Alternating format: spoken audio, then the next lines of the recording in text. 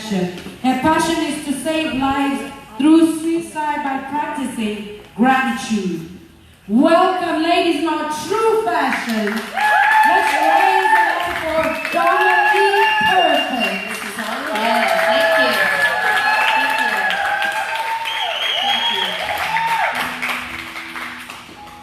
Ubuntu. Ubuntu! There's no you, and there's no me. There is only we. Let us take a moment to breathe in the conscious energy of connected souls in this room, coming together to celebrate the phenomenal difference women in our community are making to help create a better world.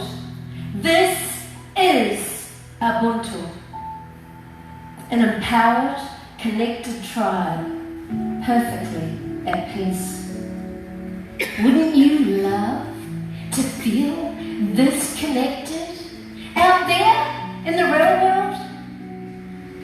Well, I've got tools that can enable that.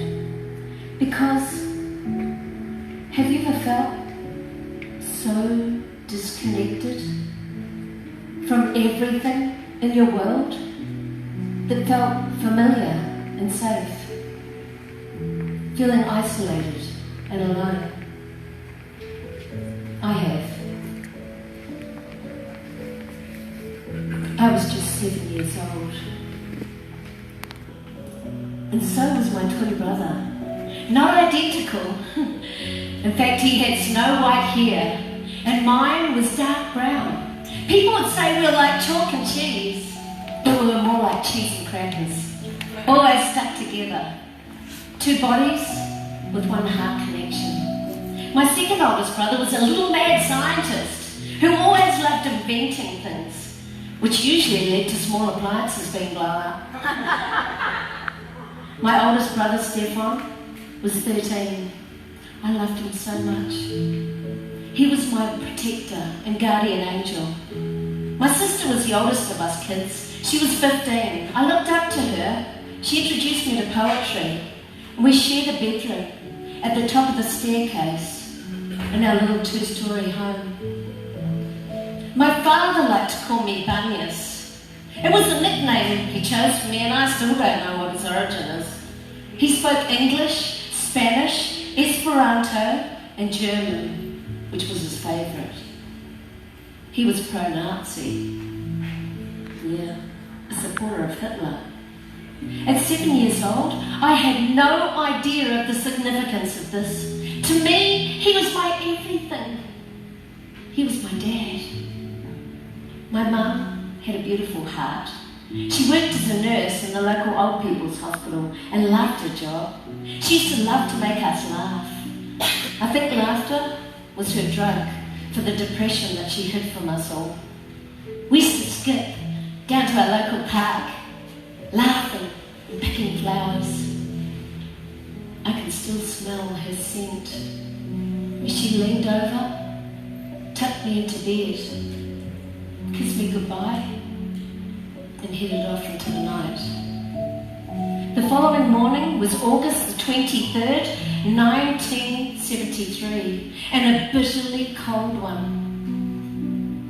I remember waking to the piercing screams of my mum. Jumping out of bed, I tiptoed to my open bedroom door as my father's raised voice echoed down the corridor, swearing and yelling. Stepping out into the corridor, I saw a look on my mum's face as she ran past me I will never forget. Utter terror as my father chased her down the staircase with a knife. As my mum reached for the handle of the sliding door to try and escape, I witnessed my father drive the knife deep into her back. Stumbling along the side path to the front of the house, My mum collapsed to the ground. I was only 7. I wasn't supposed to see or hear my mum take her last breath. Sirens and crowds of people gathered around my mum's lifeless body as my father's cold, callous eyes stared back at me from the back of a police car. This was the beginning of my nightmare. I can still smell the musty scent of the grey flannel suit the social worker wore the day he took away my older brother, my sister, and my twin. 7 years old and completely alone.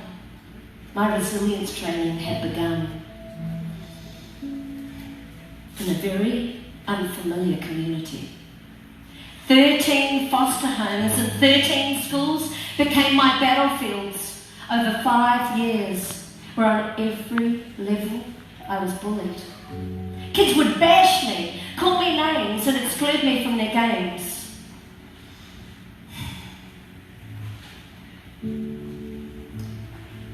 Bullying can be debilitating to our mental health. It leads to anxiety, depression, self-harm and suicide. 1 in 4 children are bullied in Australian schools every single day. And research indicates there's a direct link between bullying and domestic violence. Every woman, every child is entitled to a safe and nurturing environment where they can flourish. The bullying escalated at my so-called home when I was just 11. This particular foster mother, a large, stone-faced woman with cold eyes, handed me a 6-month-old baby girl. She had thick, dark, curly hair, perfect olive skin, and big brown eyes. "This is your baby." I was only 11. I had no idea where babies came from. So I believed her. "Her name's Marama. You gotta take care of her." Which meant I had to be her mum. I had to wake up and feed her, change her nappies, and bathe her. Marama was a ray of sunshine in my life. We played and laughed, and at night time, I'd read her bedtime stories. She brought so much happiness to my world. And for the first time in years, I felt connected. One day, skipping home from school, I went to my room. But Marama was gone. No explanation. She was just gone. Feeling disconnected, alone, I had to adapt to my life once again. This time without Marama. As humans, we have a strong need to feel connected to something bigger than ourselves, a buntu, a community where we can feel safe and secure, a sense of belonging. Hey, it started for most of us when we got to go to that so-called fun community, school, where community connectedness was promoted on a whole nother level. In a small classroom with 30 other people, all day, every day, preparing us for the workforce in large corporations with hundreds of people. Things have changed. Over the past decade, there's been a major shift. More so now, we're finding ourselves working at home, alone. How many of you, like me, find yourself in this position? For those of you working from home, have you ever felt so isolated that the only human connection you've had, day in and day out, was a live video on Facebook? Hi! I'm here! Can you see me? Please like me. Missing Marama, I thought my life in foster care couldn't get any worse.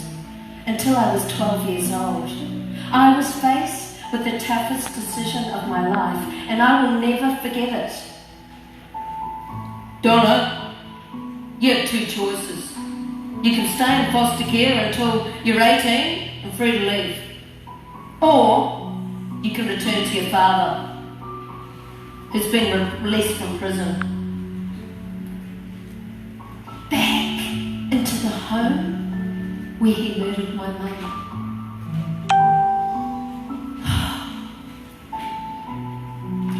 Well, I chose to return to my dad because I would finally be reunited with the love of my older brothers, my sister, and my twin. Being reconnected to my family meant everything to me. We watched out for each other as the following 5 years living with my alcoholic father and his unpredictable mental health was nothing short of traumatic. I was 17 when he drank himself to death. If you can imagine, this was like waking up from a nightmare. On one cold, dark night, I reached out for help. I reached out to Lifeline. Working through my childhood trauma with professionals, I came to realise my childhood trauma happened for me and not because of me. This was a major turning point in my life and why I chose to be part of the Lifeline community. As a telephone counsellor, helping people in our community who are suicidal. And the reason why I am sharing my story with you today is in the hope that I inspire you to believe you can overcome adversity and live a life of purpose and passion. I feel so grateful for the life lessons I've learned and the resilient temple I built, arming me with tools, 3 of which I'd like to share with you today. Starting with the Dream Guards Peace Tools, born from a peaceful meditation and now taught in workplaces and schools, with proven results that are transforming lives. Hey, join me in the Peace Tribe workshop, where these peace tools will be part of your empowering toolbox. And they start with the universal sign for stop. Stop negative self-talk. Stop bullying. Stop domestic violence. 5 fingers with 5 letters that spell out the word peace. P-E-A-C-E, and every letter represents a tool. Starting with P, protect yourself and be powerful. Stand tall with your shoulders back and your head held high. It is statistically proven you are less likely to be bullied or abused because you're showing yourself to be confident. E, escape the situation. Always trust your instincts. Walk away, run away. Online, turn off your device. Never allow anyone to abuse you. A, armor yourself. Use your most amazing tool, your imagination, to build a powerful armor around your body so other people's opinions don't matter in your world. A lion doesn't lose sleep over the opinions of sheep, so be the lion. C, create strong friendships in your community of like-minded people that show you compassion, kindness, and have your back. E, express your emotions. Reach out for the help and support you need if you're being bullied or abused. And be the peace upstander in your community. Help and high-five someone in need. I want you to peace somebody next to you right now. Peace high-five. Remember, you are not alone. And this is my peace poem. My peace tools were part of my life every day. I see perfectly. They guided me in every step and every way. Reflecting on the lessons as I share my heart open wide, I walk through the cracks of my yesterday mind. Today, my life is perfectly perfect in every way, from perfectly bullied to perfectly at peace every day. My second tool is as a qualified personal trainer. Healthy eating and exercise. Healthy eating and exercise promotes a healthy immune system and strengthens muscle and bone degeneration. But most importantly, daily exercise releases all the happy chemicals in our body, endorphins, serotonin and dopamine, which make us feel amazing, dramatically improving our mental health. Well, I've taken this to a whole nother level by skipping every day. You see, what I believe is when you skip, you release a double dose of dopamine. Who doesn't want a double dose of dopamine? Try saying that after copious cups of coffee. You see, when you skip, you can't help but smile. And people who see you skip smile too, connecting a community through dopamine. So what I say is put a skip in your day and keep depression away. My final tool is gratitude. I encourage you to wake with gratitude and reflect on the true miracle of being alive. In fact, it is 1 in 400 trillion of a miracle you're alive. You already are a miracle. Talking about miracles, check out this amazing global gratitude chain. I brought a small piece with me from Australia because it is now 120 metres long and growing every second.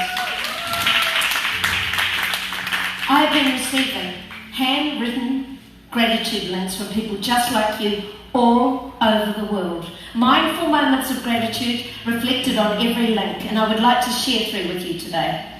The first is from a university professor. I am grateful I survived a helicopter crash. The second is from an inspirational speaker. I am grateful we escaped the Bosnian War and survived. The third is from a 4-year-old. I am grateful for my robot dinosaur. Wow. What are you grateful for? I'm grateful I bought an extra pair of undies today. Oh, yes. Please, may I ask you all to stand for me now? Give me your okay sign. Now give me another okay sign. Reach out to your sister or brother each side of you and connect your okay sign to theirs. Now close your eyes. Close your eyes. Thank you, darling. And take a mindful moment to think of something you are grateful for in your life. While your eyes are still closed, make a compassionate pledge quietly to yourself. I will not bully myself or others. I am love. I am at peace. While still connected, open your eyes. Her story, Las Vegas. We have just created a human gratitude chain here today, and we are perfectly at peace. Thank you.